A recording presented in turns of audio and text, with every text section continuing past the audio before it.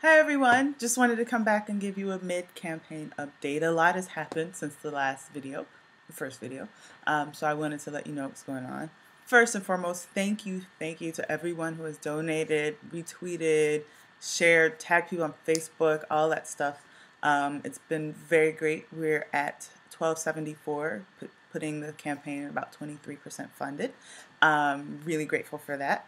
We have 16 days left, so now's the time to really ramp it up, and I'm looking forward to seeing what the community does. I know that we pull together all the time, and I'm very excited about that. I know a lot has happened, the Boston Marathon bombing and the West Texas explosion and all these other things, and people are still thinking of me, so thank you so much. I know there was some little nervousness around the Hope Mob website. They had a secure socket layer certificate problem, but they fixed that finally, and so the site is now clear. Has always been okay, but internet things that I don't understand make people scared.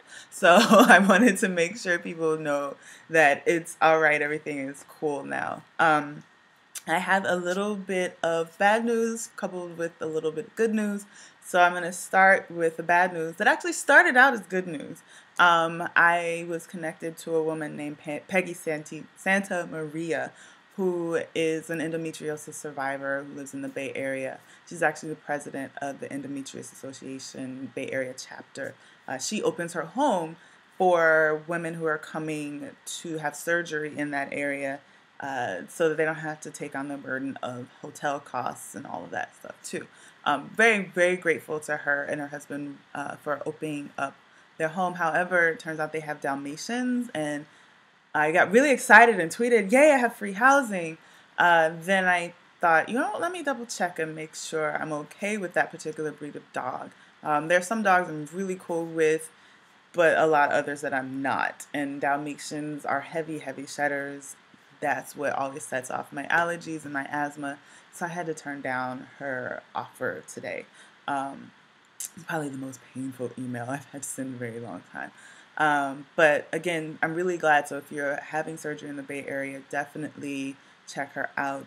They call their home the Endo Inn, and it's covered with, the room is covered with pictures of people who stayed there and some notes about their stories. So, but even though I'm not able to stay with the Santa Marias, I did get word from the hospital today that they are going to cover everything at the in-network rate. I know I talked about the doctor being in-network. However, what I didn't say is that the hospital is out of network, and I've only been fundraising for the cost of in-network services, getting to the hospital, getting in the doctor's care and on the operating table.